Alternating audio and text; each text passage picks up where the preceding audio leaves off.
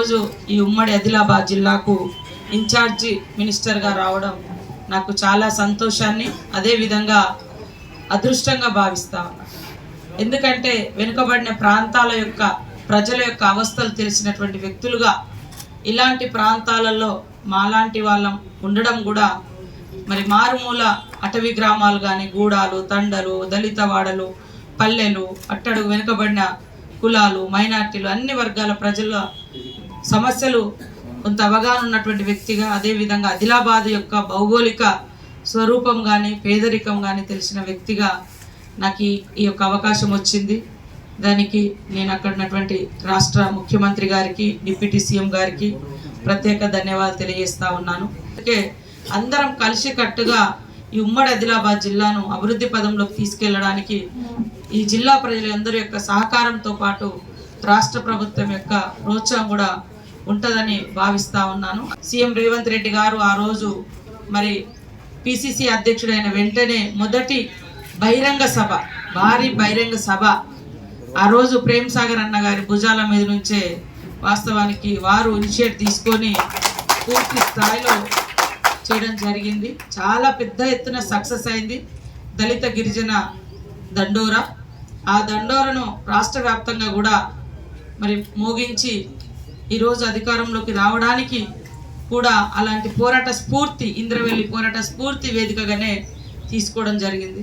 తర్వాత మరో సోదరుడు మా డిప్యూటీ సీఎం గారు బట్టి విక్రమార్కన్న గారు కూడా వారి యొక్క పాదయాత్ర కూడా ఇక్కడ నుంచే ప్రారంభించడం జరిగింది. కానీ ఈ ఉమ్మడి ఆదిలాబాద్ జిల్లాకు గత ప్రభుత్వము అన్యాయం చేసింది. వాస్తవానికి కనీసం హాస్పిటల్లో డాక్టర్లు కూడా లేనటువంటి పరిస్థితి ఆసిఫాబాద్ లాంటి ఏరియాలలో ఇవ్వను కూడా ఇవ్వలేదు. ఈరోజు మేము ఇచ్చిన నోటిఫికేషన్ ఇవ్వడానికి 10 ఏళ్ళు పట్టిరు నర్సులకు. ఇవాళ వచ్చిన వెంటనే మరి అవన్నీ సార్ట్అవుట్ చేసి వెంటనే ఉద్యోగాలు ఇస్తా ఉన్నాం. మీరు ఎంతసేపు ఉద్యోగాలు ఇస్తాం ఈ సందర్భంగా ఓట్లేయండి, నోటిఫికేషన్ ఇస్తాం ఈ సందర్భంగా ఎలక్షన్ ఓటేయండి, ఇట్లా ఆశలు పెట్టిరు తప్ప నిరుద్యోగుల సమస్యలు పరిష్కరించలే. నిరుద్యోగుల ఆశల మీద ఆకాంక్షల మీద నీళ్లు జల్లిరు కాబట్టే గత ప్రభుత్వం కాంగ్రెస్కి అవకాశం ఇచ్చిర్రు. కాంగ్రెస్ ప్రభుత్వం మరి ఎప్పటికప్పుడు ఉద్యోగ ఉపాధి అవకాశాలతో పాటు లక్షలాది సమస్యలు కూడా పెండింగ్ ఉన్నాయి.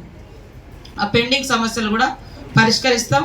మీకు తెలుసు ప్రాణహిత చేవెళ్ళ ప్రాజెక్ట్ ఇక్కడ చేపడితే వారి స్వార్థం కోసం గత ప్రభుత్వం మరి బయటికి తీసుకెళ్లి వాళ్ళ అవినీతి కూపంగా మార్చడం జరిగింది కాళేశ్వరాన్ని. కాబట్టి ఉమ్మడి ఆదిలాబాద్ జిల్లాలో ఉన్నటువంటి ప్రతి బిడ్డ ఆలోచించాల్సిన అవసరం ఉందని తెలియజేస్తూ పోరాటానికి స్ఫూర్తిగా ఆ రోజు ఎట్లయితే సీఎం రేవంత్ రెడ్డి గారు ఈనాటి సీఎం గారు మరి బట్టి విక్రమార్కన్న గారు ఎట్లయితే వారు ఎంచుకున్నారో అభివృద్ధి పదంలో కూడా మొదటి అడుగు వెనుకబడిన ప్రాంతంగా అనేక సమస్యలతో కునారిల్లుతున్న ప్రాంతాన్ని ఇతర ప్రాంతాలకు సమాంతరంగా అభివృద్ధి పదంలో తీసుకెళ్లడం కోసం మొదటి అడుగు కూడా ఆదిలాబాద్ జిల్లా నుంచే ఉమ్మడి ఆదిలాబాద్ జిల్లా నుంచే పడుతుంది. కాబట్టి అందరూ కూడా సహకరించాలని కోరుతా ఉన్నాం. మరి మొదటి పూజ కేశలాపురంలో నాగోబా జాతర దేవాలయానికి పూజలు చేసి 1 గంటకు అక్కడి నుంచి మరి అక్కడ కొన్ని ఫౌండేషన్స్ కానీ అదేవిధంగా మరి ఇనాగ్రేషన్స్ కూడా ఉన్నాయి.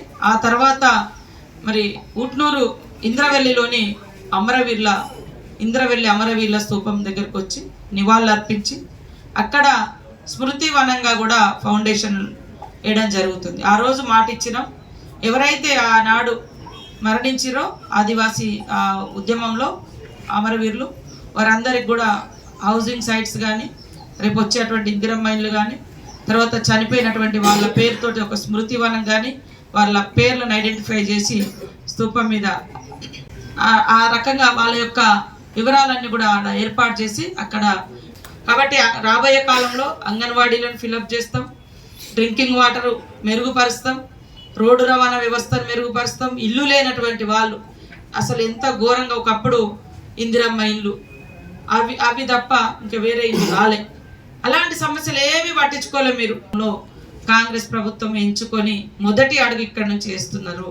కాబట్టి పత్రికా మీడియా ఉమ్మడి ఆదిలాబాద్ జిల్లా ప్రజలు అందరూ కూడా ఈ సభలో పాల్గొని అభివృద్ధిలో వేస్తున్నటువంటి అడుగుకు మీ అడుగులు తోడవాలని మీ మద్దతు కావాలని ఇంద్రవెల్లికి తరలి రండి, మద్దతు ఇవ్వండి, పాల్గొనండి అని పేరు పేరున విజ్ఞప్తి చేస్తూ అందరికీ స్వాగతం సుస్వాగతం. ఇంద్రవెల్లి.